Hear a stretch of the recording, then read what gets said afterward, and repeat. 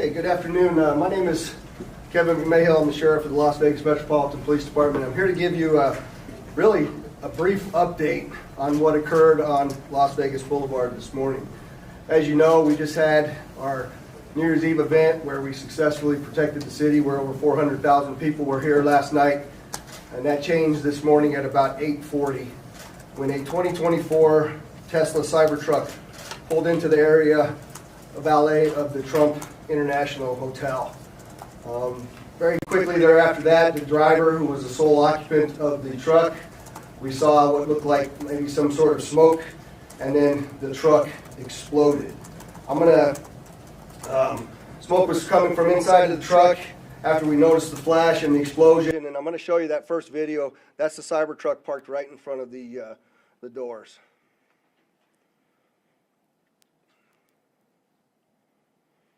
Can you play that again, Carlos?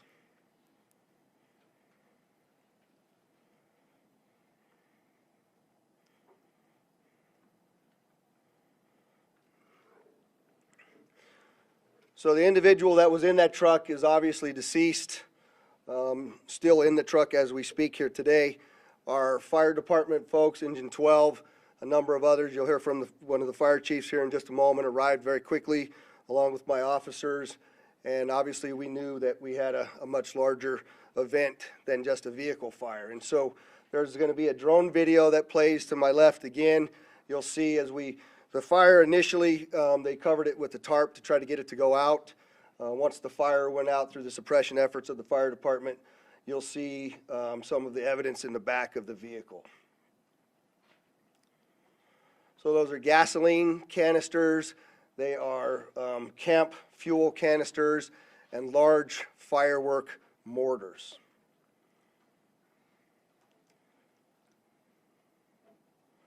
What I also would like you to pay attention to on that video, as you see that, it looks like the exterior of that truck is completely intact as it sits there. The fact that this was a Cybertruck really limited the damage that occurred inside of the valet, because it had most of the blast go up through the truck and out. In fact, if you look on that video, you'll see that the front glass doors at the Trump Hotel were not even broken by that blast, which they were parked directly in front of. You can see that in the video there.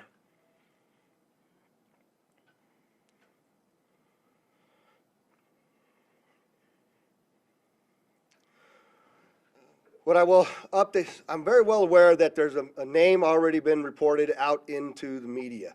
I am not going to confirm any names to you as I sit here today, because I cannot do that with 100% certainty of who the individual is. What I can tell you is we do know the truck was rented in Colorado. We were able to trace that truck through the Tesla charging stations, and it arrived here in Las Vegas this morning at about 7:30 and went up and down Las Vegas Boulevard before immediately pulling into the Trump Towers. Unfortunately, there were 7 people that reported injuries during this incident. All of them still remain as minor injuries and were treated at UMC. I would like to thank the Resorts World, because as you know, we had to close down the Trump and evacuate it, as well as the Fashion Show Mall. And the Resorts World was very gracious in taking those hundreds of individuals in over there, housing them and feeding them prior to us being able to completely clear the hotel. The hotel and Fashion Show are back open for business. The Trump will remain closed as we continue this lengthy investigation as we move forward. I'm going to yield now to Chief Billy Samuels, but I'd like you to also recognize all of our exceptional elected officials that have come to support the police and the fire department and this community in remaining safe. There is no further threat to the community as I sit here today, and I just want to make sure that our community understands we believe this to be an isolated incident, and it is now over as far as the danger. So, Billy?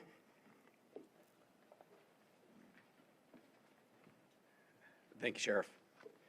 I'm going to reiterate some of the stuff that the Sheriff has spoken upon. Engine 12 did arrive within 4 minutes of dispatch, did extinguish the fire with assistance from the sprinkler systems, and along with that electric vehicle blanket that we use on those operations. We did encounter 7 victims. all stable. 2 of them were transported to UMC, who have since been released. They were transported by community ambulance. A total of 13 units from Clark County Fire with 26 personnel, and then 4 units and 17 personnel from Las Vegas Fire and Rescue assisted with this operation. We always do appreciate the support that we get from our hotel partners, as the sheriff was mentioning with Resorts World. RTC did lend us 10 buses so we can refuge the people that were evacuated from the Trump Tower. Community Ambulance for their transportation for us, Las Vegas Fire and Rescue, and Nevada Division of Emergency Management.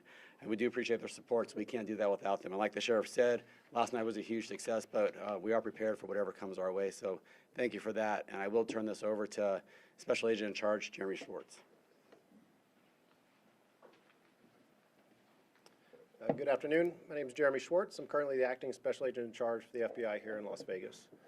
The FBI is currently conducting an investigation on a vehicle explosion, as the sheriff had just shown you a little bit ago. That's being conducted through our JTTF, which is a Joint Terrorism Task Force.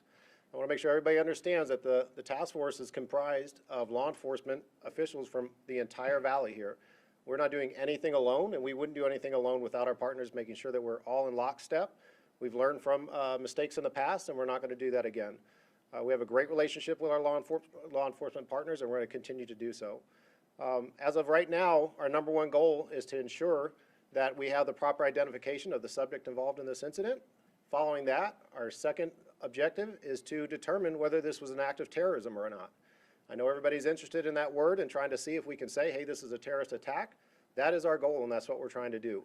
We have a ton of resources dedicated to this right now, and again, we're doing it with our partners. We're doing it together, jointly, and we'll continue to do so until we figure out exactly what's going on.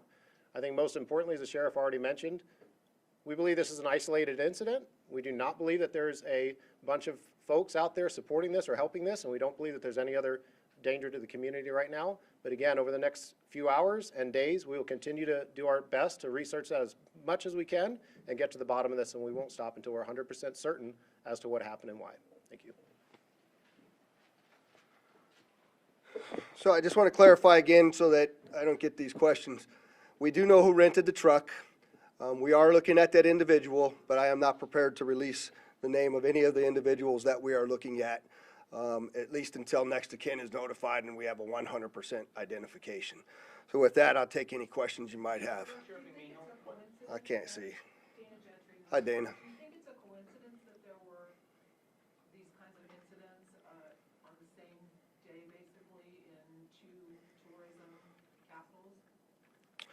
Do I think it's a coincidence? I don't know, but what I can tell you is we're absolutely investigating any connectivity to what happened in New Orleans, as well as other attacks that have been occurring around the world. We're not ruling anything out yet, Dana.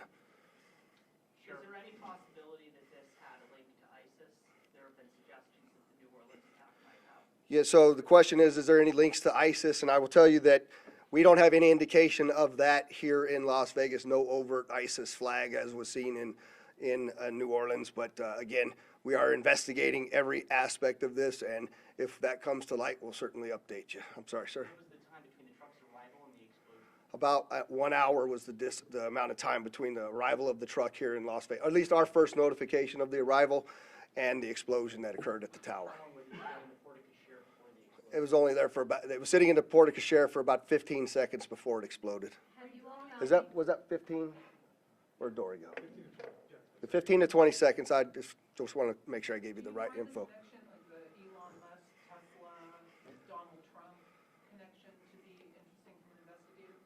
Well, I mean, it's a Tesla truck, and we know that Elon Musk is working with President-elect Trump, and it's the Trump Tower, so there's obviously things to be concerned about there, and that's something we continue to look at.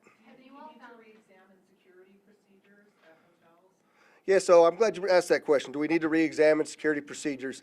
You know, we were very successful in the night before.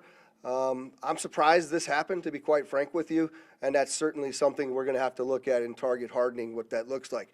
But to your question, Dana, I did forget to mention that I have authorized what we call an ABX roster to continue for the next 2 days, which is my New Year's Eve staffing plan of over 1,000 officers, both in our community neighborhoods as well as on the Strip and downtown, in partnership with all of the other law enforcement agencies.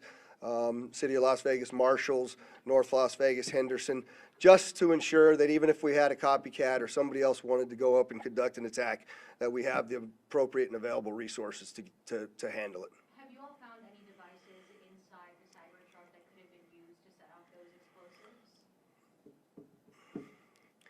No, the question is, did we find any devices that would be used to set off the explosives? And the answer is no, I don't know how they were ignited. Clearly, with what you see in there, something set them off, but I don't know what it was yet. We haven't been able to process the vehicle yet.